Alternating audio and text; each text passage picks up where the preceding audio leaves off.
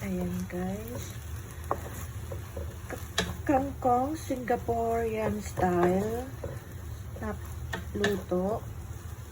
Una po ay maggisa po tayo ng garlic. Ayan. Tapos kapag nag-brown, ihalo yung dinikdik na dry shrimp. Tapos igisa-gisa hanggang sa maamoy yung fragrant. At ilagay yung kangkong. Ayan.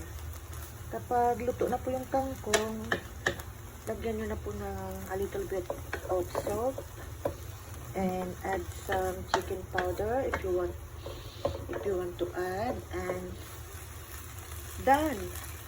Yummy.